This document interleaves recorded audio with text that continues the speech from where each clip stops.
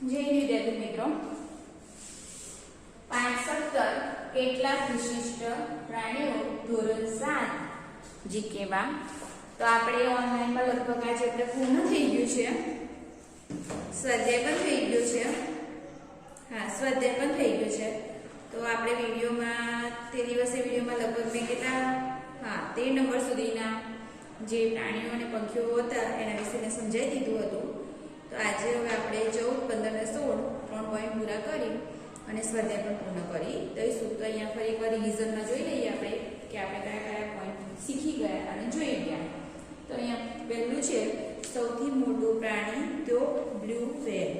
પછી બીજા નંબરનું છે જમીન પરનું સૌથી મોટું પ્રાણી તો આફ્રિકન હાથી. ત્રીજા નંબરનું છે સૌથી ઊંચું પ્રાણી તો જીરાફ. ચોથા નંબરનું છે કૂદતું પ્રાણી તો કાંગારૂ. પાંચમા નંબરનું છે સૌથી મોટું પક્ષી તો કયું? આફ્રિકનનું જે નર શાહમૃગ છે તે સૌથી મોટું પક્ષી છે.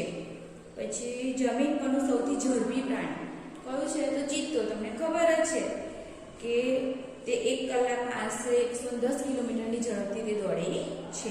પછી સાતમા નંબરનું છે સૌથી નાનું પક્ષી તો હમિંગબર્ડ નામનું જે પક્ષી છે તે સૌથી નાનું પક્ષી છે.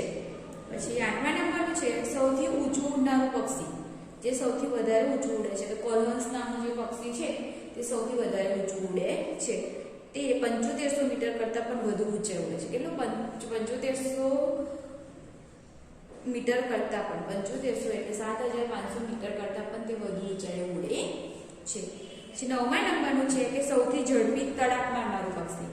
આપણે જોઈ ગયા આગળ કે જો તે ગમે તેટલું ઊંચું હોય છે તો આપણને તડાપ મારીને કશું બી વસ્તુ ઉપરથી જોવે છે તો પેરેગ્રીન બાજ નામનું જે પક્ષી છે તે સૌથી ઝડપી તડાપ મારનારું પક્ષી છે કે ગમે તેટલું ઊંચું હોય પણ તે તડાપ મારી અને તે વસ્તુ લઈ લે છે.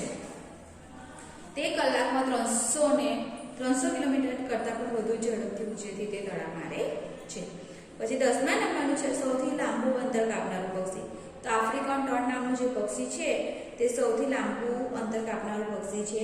તે ઉત્તરથી દક્ષિણ ભૂમિ સુધી પણ તે ફરી શકે છે. પછી છે 11મા નંબરનું કે પાણીમાં સૌથી ઊંડી ડૂબકી મારનારું પક્ષી તો એમ્પ્ટોન પેંગ્વિન છે તે પાણીમાં સૌથી ઊંડી ડૂબકી મારનારું છે. તે 250 મીટર ઊંડાઈ સુધી ડૂબકી મારે છે અને તેની જે પાંખો છે તે ઊંડા સુધી જવામાં તેની મદદ કરે છે. પેંગ્વિન પણ આપણે જોઈ ગયા કે એક દરિયાઈ પંખી છે. તે ઉડી શકતું નથી પણ ખૂબ જ ઝડપથી તરી શકે છે અને તેની પાંખો હલેસા જેવી છે તેને તરવામાં મદદ કરે છે. એટલે કે એની પાંખો જે છે તે હલેસા જેવી છે એટલે નાવડીમાં આપણે જઈએ છીએ તો નાવડીને પણ હલેસા મારવા વખતે આગળ જતું નથી. એ રીતની એની પાંખો જે છે એને હલેસા મારવામાં મદદ કરે છે એટલે તે ઝડપી તરી શકે છે. અને તેનામાં એક ખાસિયત છે કે જે એ સીધું થઈને ચાલે છે ત્યારે તે પેલું માણસ ચાલતો હોય એમ ટટ્ટાર ચાલે છે તો તે જોવાનું પણ આપણને મજા આવે છે અને હંમેશા દરિયા કિનારે પણ જોવા મળે છે. પછી સૌથી ઝડપી પક્ષી તો સ્વીફ્ટ નામનું છે. તો સ્વીફ્ટ એ સૌથી ઝડપી ઉડી શકનારું પક્ષી છે. તે કલાકમાં 200 કિલોમીટરની ઝડપે ઉડી શકે છે. તે 200 કિલોમીટરની ઝડપથી તે ઉડી શકે છે. તેનામાં પણ એક ખાસિયત છે તે ઉડતા ઉડતા ખાઈ શકે છે, પી શકે છે અને ઊંઘી પણ શકે છે. એ એની ખાસિયત છે. પછી આપણે 14મા નંબરથી બાકી છે તો 14મા નંબરથી આપણે જોઈએ. 14મા નંબરમાં છે વૃક્ષ પર રહેનારું સૌથી મોટું સસ્તન પ્રાણી તો શું છે? ઓરાંગુટાન. તે વૃક્ષ પર જ રહે છે, વૃક્ષ પર જ ખાય છે, પીવે છે, બધું જ વૃક્ષ પર. તે શું છે? તે નળની ઊંચાઈ લગભગ 1.5 કેટલી 1.5 મીટર છે અને તેનું વજન 90 કિલો કરતાં પણ વધારે. એટલે કે 90 કિલો તો હોઈ શકે એનાથી પણ વધારે પણ હોય છે અને તે પોતાનું જીવન ક્યાં ગુજારે? તો વૃક્ષ પર જ ગુજારે છે. તેનું ચિત્ર આપણે જોયું અને આપણે અંદાજ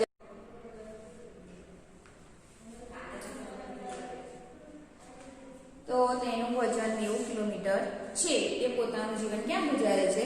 તો વૃક્ષ પર તેનું જીવન ગુજારે છે. પછી સૌથી મોટો ઝેરી સાપ છે તો કિંગ કોબ્રા છે.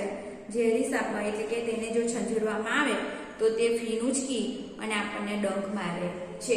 તો હાથી જેવો હાથી પણ 4 કલાકમાં મરણ પામે છે તો આપણે વિચારી શકીએ કે માણસ તો લગભગ 30 મિનિટમાં એનું મરણ થઈ જતું હશે એવું આપણે અનુમાન કરી શકીએ. બરાબર છે. પછી છે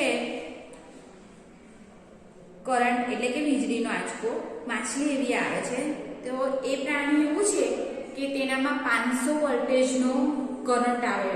જો કદાચ એ કોઈ માણસને કરડે તો તેને 500 વોલ્ટેજનો કરંટ લાગે છે, એવું આ પ્રાણી છે.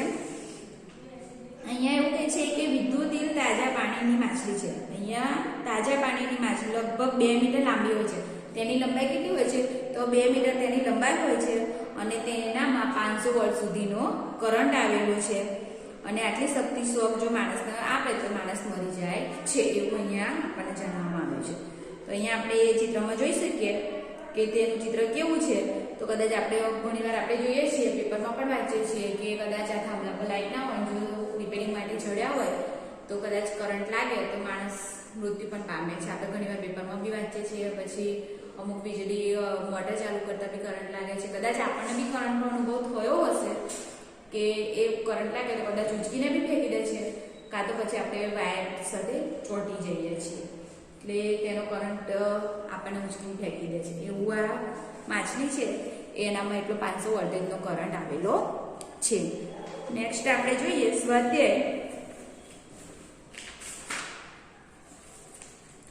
સ્વાધ્યાય છે કે નીચે આપેલા દરેક પ્રશ્નનો સાચો વિકલ્પ શોધી અને લખવાનો છે. તો હું અહીંયા બોર્ડ પર વિકલ્પ લખું છું, તમારે આન્સર લખી દેવાનો છે. બરાબર છે. કે સૌથી લાંબુ અંતર કાપનારું પક્ષી કયું છે? તો એ આફ્રિકન ટર્ન.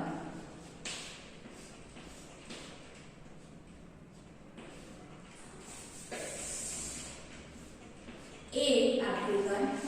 પછી બીજા નંબરનું છે કે જમીન પરનું સૌથી મોટું પ્રાણી કયું છે? તો આફ્રિકન હાથી. બી આફ્રિકન હાથી. 3 નંબરનું છે પાણીમાં સૌથી ઊંડી ડૂબકી મારનારું પક્ષી કયું છે? તો સી એમ્પરર પેંગ્વિન. સી. 4 નંબરનું છે સૌથી ઊંચું ઉડનારું પક્ષી કયું છે? તો આપણે જોઈ ગયા કે કલહંસ છે એ સૌથી ઊંચું ઉડનારું પક્ષી છે. 5મા નંબરનું છે આપણે સૌથી ઝડપી ઉડી શકતું પક્ષી કયું છે? સૌથી ઝડપી ઉડી શકતું પક્ષી કયું છે? તો કયું છે? એ સ્વીફન. એ સ્વીફન. 6થા નંબરનું છે 4 થી 6 મીટર લાંબા કૂદકા ભરી શકતું પ્રાણી કયું છે? તો કયું છે? એ કાંગારૂ, જે કૂદીને ચાલે છે, કૂદકા મારે છે. બરાબર.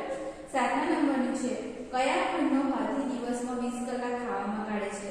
તો આફ્રિકન હાથી. સી આફ્રિકન હાથી છે એ દિવસના 20 કલાક ખાવામાં કાઢે છે. ઉડતા ઉડતા ખાઈ શકે છે, પી શકે છે અને ઊંઘી શકે છે. એ કયું પ્રાણી છે? તો સ્વીફન નામનું છે એ નામનું પક્ષી છે સ્વીફન. એ ઉડતા ઉડતા ખાઈ શકે છે, પી શકે છે અને ઊંઘી પણ શકે છે. બરાબર. નેક્સ્ટ આપણે છે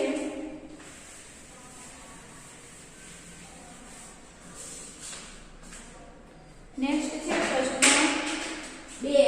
1-2 વાક્યમાં પ્રશ્નનો જવાબ લખવાના છે. હું અહીંયા જવાબ લખી દઉં છું. તમે બુક્સ હોય તો બુક્સમાં અને બુક્સ ના હોય તો નોટમાં પર લખી લેજો. હું અહીંયા પ્રશ્ન બોલીશ પછી જવાબ લખીશ. બરાબર. તો અહીંયા છે કે જમીન પરનું સૌથી ઊંચું પ્રાણી કયું છે? તો આપણે જોઈ ગયા જીરાફ નામનું પ્રાણી છે તે જમીન પરનું સૌથી ઊંચું પ્રાણી છે. બીજા નંબરનું છે કે સૌથી મોટું પક્ષી કયું છે? સૌથી મોટું પક્ષી કયું? તો નરસામુર.